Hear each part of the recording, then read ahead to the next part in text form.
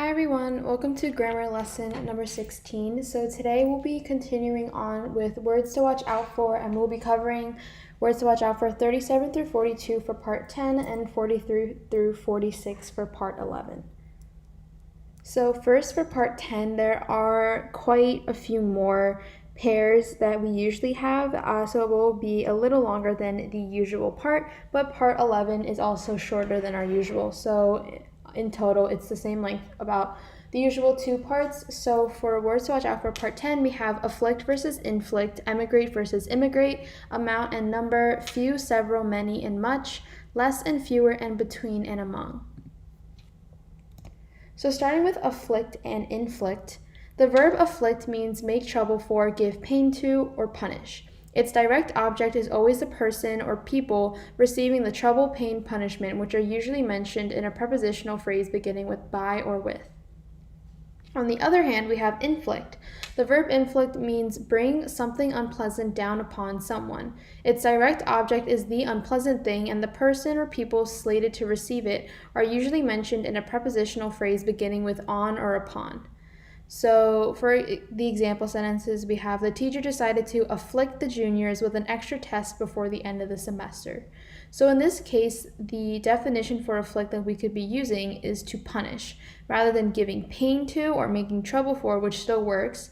Here we're really saying that the teacher is punishing the juniors by giving them an extra test before the end of the semester. In the second sentence, we have Dr. Pose inflicts his boring lectures upon his class daily. So here, Dr. Pose is bringing something unpleasant, which are his lectures, upon someone or the people, which is his class. So that's why we're saying inflicts here, because he's bringing something upon someone or something. So those are the 2 differences between afflict and inflict shown in these 2 sentences. Next we have emigrate versus immigrate. So these 2 words are actually quite similar in meaning, and they can get mixed up a lot, but there is a slight difference between the 2 that makes them completely different words. So first we have emigrate with an E, which means to leave your own country to go live in another. Immigrate, on the other hand, means to settle in a country not your country of origin. So to make it easier, if you're emigrating, you're leaving your own country, but if you're immigrating, you're settling in a new country, new meaning a country that you haven't been living in before. So an example sentence is you emigrate. Oh, this is an example sentence. It's just how the words are used. So you could say you emigrate from your home country while you immigrate to another country. So if you're emigrating from your home country, you can only emigrate from your home country. You can emigrate to somewhere, but when you're emigrating from, you're always emigrating from where you've been living, or your country of origin. And then when you say immigrate with an I, while you immigrate to another country, you're going to another country to live there. So some example sentences are, number 1, the family was forced to emigrate from Europe to America. So in this case, Europe is the country of origin that the family has been living in, and they're emigrating to America. So they're leaving Europe, going to America. In the second sentence, we have my parents immigrated to the United States when they were 20. So that means that the parents settled into a country not of their country of origin, which was the United States, when they were 20. So these 2 words get mixed up quite frequently. Rather than mix up, people just don't tend to know the difference between the 2. It also does depend on context and what you're trying to say. Just to repeat myself, if we're saying emigrate, we're saying you're leaving your home country. But if you're immigrating, then you're settling in a country that's not your country of origin. And we'll be going over these differences in the practice sentences that I have prepared after this, just to really nail down the difference between the 2.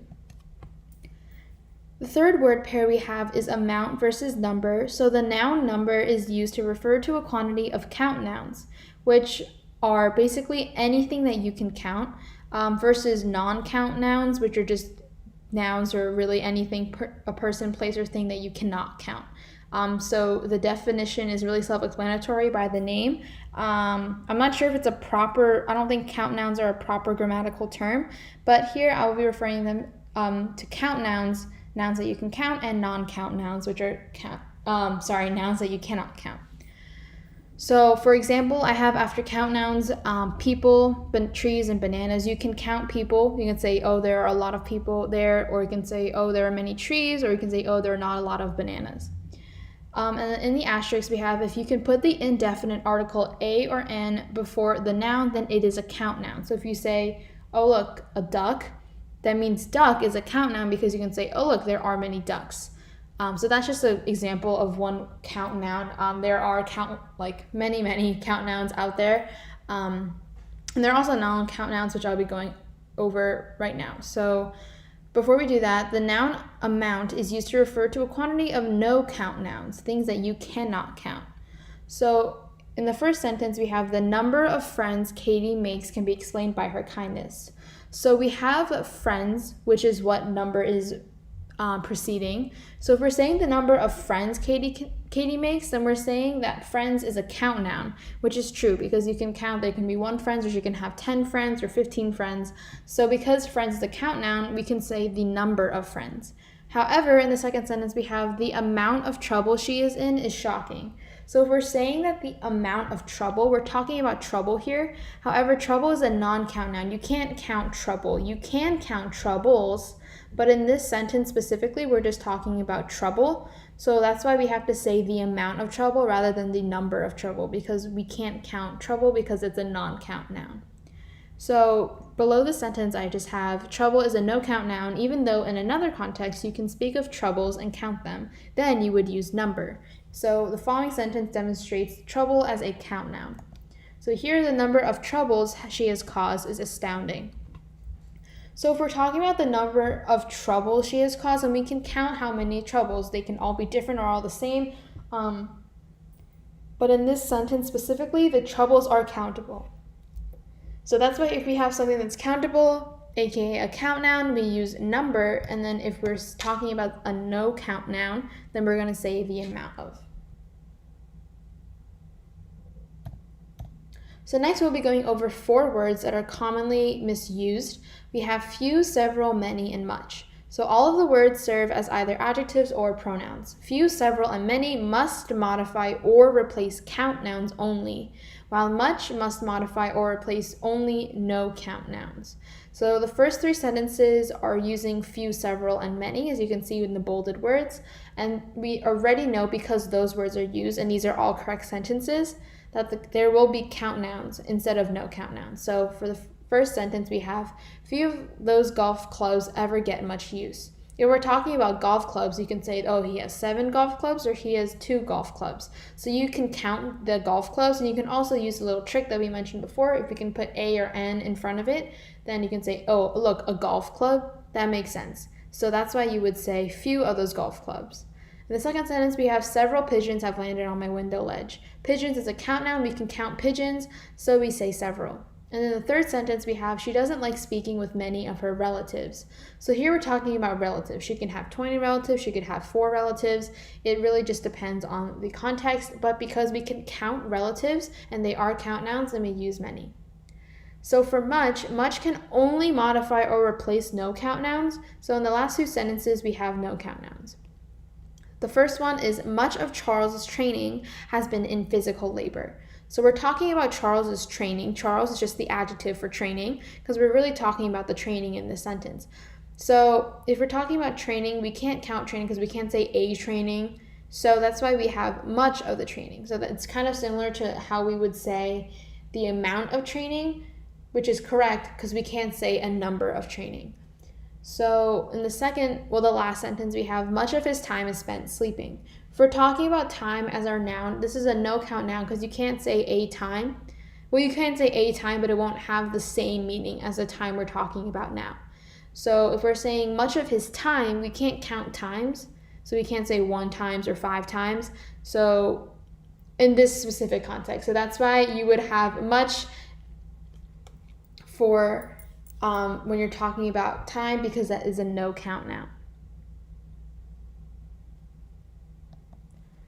And then we have a few more words to cover. So what about any, most, all, none, and some? So these are amans. And when aman's pronouns is the subject of a sentence and is modified by a prepositional phrase, the verb will be singular if the noun in phrase is singular. In other words, a no count noun, and plural if the noun in the phrase is plural. In other words, a count noun. So I mentioned amans, I believe, in the first first and second grammar lessons that I've made. So it's from quite a long time ago, so I just brought back the slide. So Aman's pronouns are all, most, more, any, none, and some. And these are listed right here. So this is just a little rule to remember, and you can always refer back to this if you forget. Next, we're covering less and fewer. So sorry that the word is kind of cut out at the bottom, but both serve as either adjectives or pronouns. Less is used with only with no count nouns, and fewer is used with only count nouns. So if we're talking about money in the first sentence, we're going to say Dom has had less money than he had thought.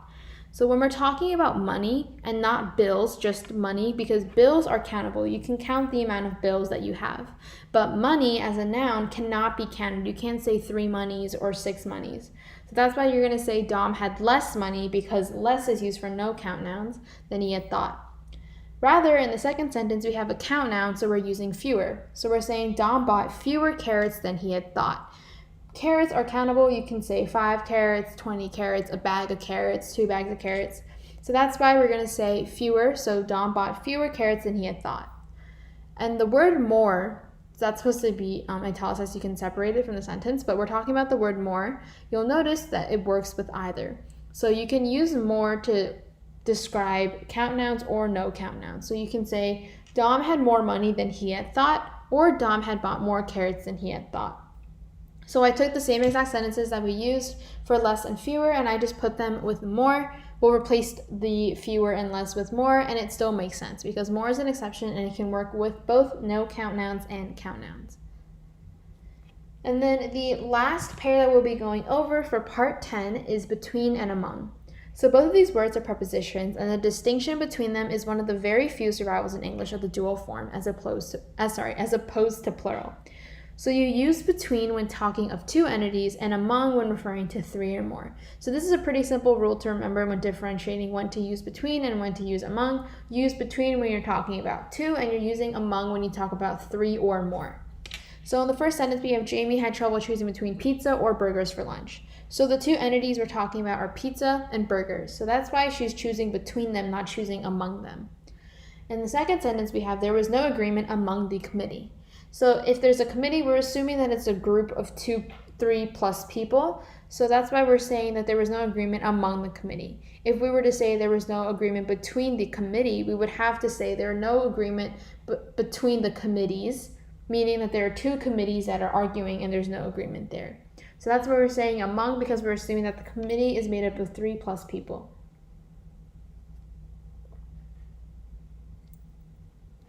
So now we're going to be doing practice sentences for words to watch out for part 10. So number 1, the pain that the fall inflicted was unbearable.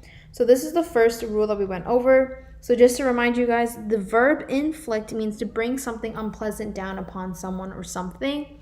But rather, afflicted, which is the correct word to use here, the pain that the fall afflicted was unbearable, means to make trouble for, give pain to, or punish. So in this specific example, afflicted is meaning to give pain to, so that's what the pain of the fall afflicted or brought upon pain that was unbearable.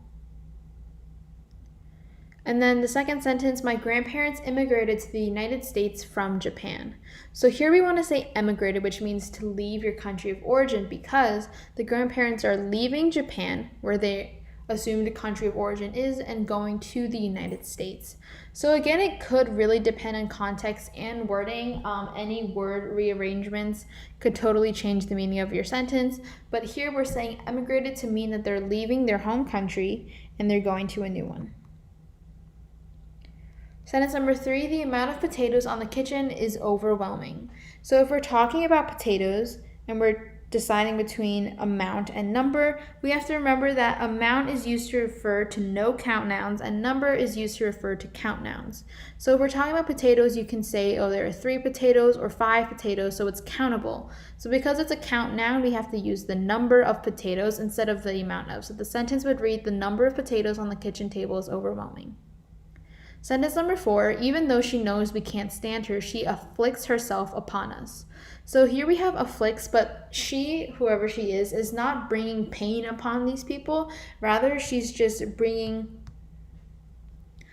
herself upon a group of people. So that's why we're going to say that even though she knows we can't stand her, she inflicts, she kind of brings herself on, or kind of says it in the sentence itself, but she inflicts herself upon us. Sentence number 5, there are so much flowers. So when we're talking about much and many, much can be used for no count noun. So when we're talking about flowers, flowers are count nouns because you can say, oh, look, there are 7 flowers, or there's a flower. So that's why we cannot use much, because much is only for no count nouns. So that's why we say many instead, which modifies count nouns. You can also say, oh, look, there are few flowers, or there are several flowers. So few, several, and many. Grammatically, it really just does depend on the context, but can be interchangeable if you're correcting the sentence accordingly. And then we have, I felt so full after dinner that I wish I had eaten less chicken wings. So we're talking about chicken wings here, and we're choosing between less and fewer.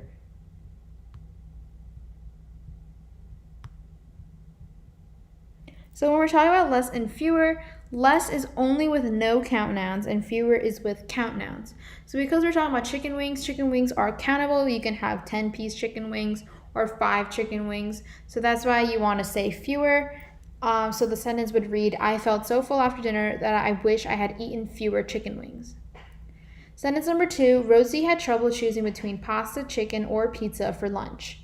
So here we're choosing among pasta, chicken, or pizza because we're choosing we have 3 entities, 3 plus. So we only use between when we're talking about 2 entities, but if we're talking about 3 or more, then we have to use among. So that's why the sentence would be, Rosie had trouble choosing among pasta, chicken, or pizza for lunch. Sentence number 3, they recently emigrated to Brazil. So if they're immigrating to somewhere, then you're going to permanently live in a country that is not your country of origin. So that's why we're going to say that they recently immigrated to Brazil. However, if you wanted to say that they recently emigrated from somewhere to Brazil, that would make sense because you're emigrating from your home country to Brazil. Sentence number 4, Callum felt guilty for causing a misunderstanding among Chris and Elizabeth. So here we have Chris, one entity, and Elizabeth, the second one. So we're only talking about 2 entities, therefore we have to use between. So Callum felt guilty for causing a misunderstanding between Chris and Elizabeth. Sentence number 5, after knocking over the vase, Lizzie knew that she was in an unspeakable number of trouble. So if we're talking about trouble is a no count noun, so we cannot count it. That's why we have to use amount, because amount is used for no count nouns, rather number is used for count nouns. So again, this is similar to when I use trouble in the example sentence on the slide. You can have troubles, but in this specific sentence, we're just talking about the amount of trouble that she's in. So that's why the sentence will read, after knocking over the vase, Lizzie knew she was in an unspeakable amount of trouble.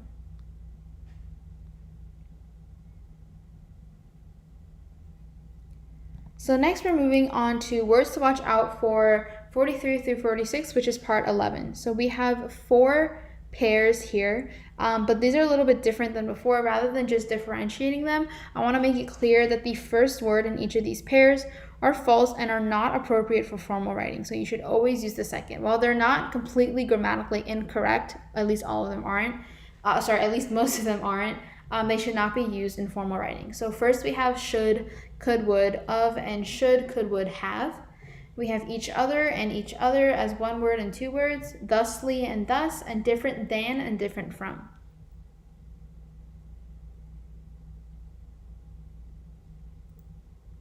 So for the first one, we have should, could, and would are helping verbs and must be followed by the verb itself. This error arises from the similarity in sound between of and have, as it's often pronounced should've. Don't use that contraction. Oh, that should say in space formal writing, not informal writing. So do not use the contraction should've or would've or could've in your formal writing. So sorry, there should be a space between these 2 words. So in the example sentence we have, they should have told us where they were going, and I couldn't have made myself clearer. So in the first sentence we have should, which is the helping verb, followed by the verb itself, have. So we have them separate rather than saying they should have told us. We want to, in formal writing, always say they helping verb and verb. So they should have told us where they were going. While people use the contraction all the time in formal speech and in informal writing, you want to make sure you stay away from these contractions in your formal writing, which could be essays, proper emails, any message really, any writing really, where you're trying to make your writing sound grammatically correct and formal. And then the second sentence we have, I couldn't have made myself clear. So we have the contraction couldn't, which is could not. So the sentence expanded would be, I could not have made myself clear, which is also great writing. But if you also just say, I couldn't have made myself clear, that's also grammatically correct, first of all, and it's acceptable in formal writing. It's just as long as you don't do could have, or I could have, I not, yeah, you can't say a negative with could have, but you can say couldn't. Next, we have each other versus each other. So these two don't get mixed up. It's just a lot of people write each other as one word. So there's no such form as the single word each other. So this word each other does not exist. Each space other is a compressed appositive phrase like one another. So they told each other about everything we did last week. So each other is a positive to they. So again, really the most important thing to get out of this slide is that each other, this word right here, or this quote-unquote word, is not a word, and you cannot use this in writing or reading or speech. Well, you can say it, no one will know, but when you're writing this, it should not be one word, and you should always have a space between each and other. Moving on, we have thusly and thus. So thus is already an adverb meaning in that way or therefore. The ly adverbial ending is thus redundant. So that's why you do not say thusly in papers. I personally have never seen thusly being used in papers, specifically modern formal writing. So that's why I just always use thus rather than thusly. So in the end, he decided to use the blue wire instead of the red wire. Thus, his project took a longer time to complete as he needed to switch out the wires. Next, we have different than and different from. So than is the subordinating conjunction that introduces a clause of comparison. When than follows an adjective, that adjective has to be comparative, stronger than your brother is. Since different is not a comparative, use the preposition from after it. So I just want to reread that sentence because since different is not a comparative, you cannot have than after it. So that's why you say the preposition from after it. So again, it's always different from, not different than. So her music taste is different from her friends, or the bracelet was different from the one she was wearing. So those are actually all the word sets that we're going to be going over for part 11, but I have some practice sentences to really make sure that we go over all the rules. So sentence number 1, I knew I should have eaten before the trip, Thomas exclaimed. So we have should have, the contraction with should and have. We should always have the helping verb and verb written out in formal writing. So that's why we're going to say, I knew I should have eaten before the trip, Thomas exclaimed. Well, here, because it's in a quote, if he said should have, then you do quote whatever Thomas had said. But because this is fixing sentences for grammatical purposes, we're going to be saying should space have, helping verb space verb. Sentence number 2, Jerry couldn't find time to hang out with Haley and Jonah because the two of them were always with each other. So a simple fix is when you see each other, it's the same exact intended meaning. However, each other as a single word doesn't make sense and it doesn't exist. So that's why we have to say each space other. Sentence number 3, I left the train station early. Thusly, I happened to run into Chloe. So again, the ly adverbial ending is redundant, so you do not include it. That's why the easy fix is just to get rid of that ly and just have thus. So I left the train station early, thus I happened to run into Chloe. Next, we have Laura felt different than everyone else at the party because she was the only person wearing a dress. So every time you see different than, you always change it back to different from. So Laura felt different from everyone else at the party because she was the only person wearing a dress.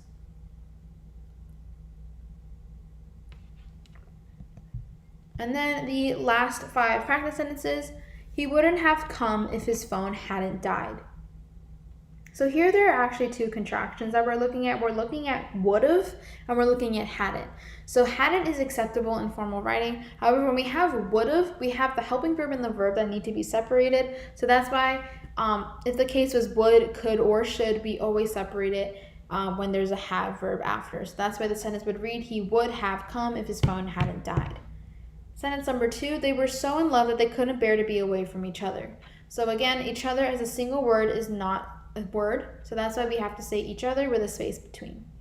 Sentence number 3, his options were drastically different than his friends' opinions. So if we're saying different than, we know that it's automatically grammatically incorrect and we have to say different from. Sentence number 4 reads, Simon was acting carelessly, thusly he fell off his bike. So we know that the ly is redundant, so that's where we're just going to say thus. So the sentence would just be, Simon was acting carelessly, thus he fell off his bike. And then sentence number 5, going back to the contractions with the helping verb should, would, could, with the verb have. We always want to separate them. So the easy fix for could have is just going to say, we're just going to say could have. So if he had ran faster, he could have caught the bus. So that is all of the practice sentences for today. So thank you guys for watching. If you have any questions, do leave them, and I will see you guys next week. Thank you.